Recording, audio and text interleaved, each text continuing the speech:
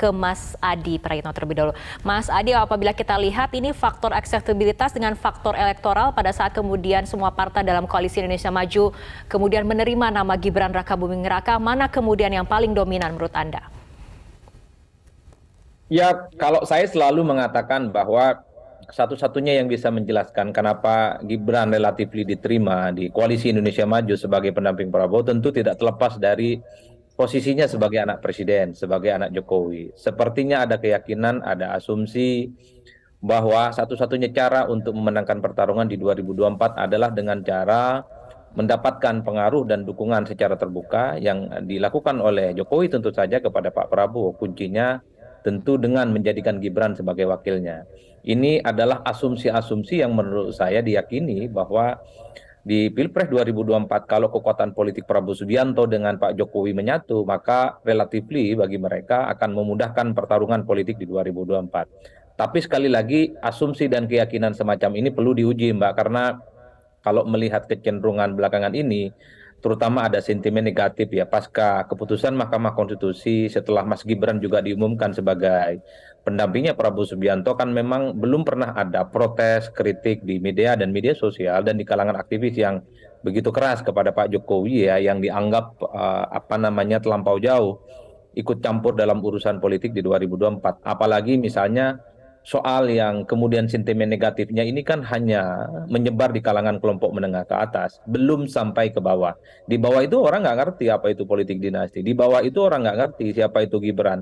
Orang di bawah itu ya mereka hanya berpikir soal day to day, apa yang harus mereka lakukan. Oleh karena itu, kalau ada pihak-pihak tertentu yang merasa kecewa dan nggak nyaman dengan kondisi saat ini yang memberikan kemudahan kepada Gibran misalnya, kalau mampu mengonsolidasi kekuatan politik itu ke bawah ya tentu ini bisa menjadi pisau yang negatif ya, dan akan berpotensi memberikan efek buruk yang saya kira perlu diantisipasi kepada Prabowo Subianto dan Gibran. Tapi kalau kekecewaan-kekecewaan yang muncul di permukaan ini tidak ada yang mampu menerjemahkan itu ke bawah, hanya sebatas menjadi konsumsi di kalangan kelompok tertentu, ya ini hanya sebatas Oke. pembicaraan-pembicaraan di ruang publik yang setiap saat bisa hilang di tengah jalan. Apalagi kita tahu bahwa ada kecenderungan pemilih kita itu kan pikirannya pendek. Apa yang terjadi hari ini, minggu depan sudah berubah.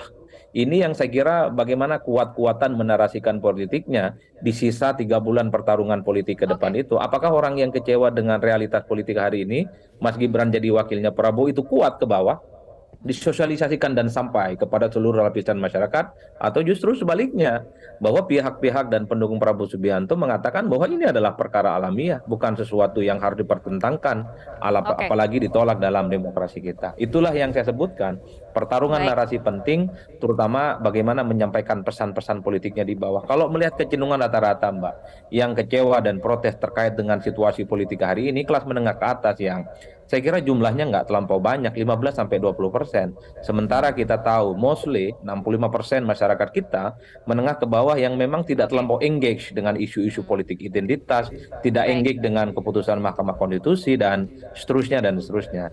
Oleh karena itu, siapa yang kuat membangun narasi sentimen negatif kepada Prabowo dan Gibran, mungkin dia akan memenangkan pertarungan.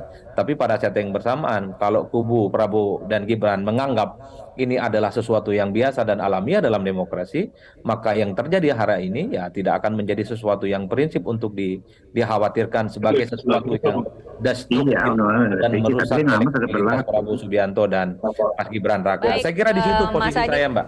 Oke, kita akan lanjutkan kembali mengenai apa dampak elektoral yang dimiliki oleh Gibran untuk Prabowo Subianto, tapi kita ikuti jeda berikut terlebih dahulu.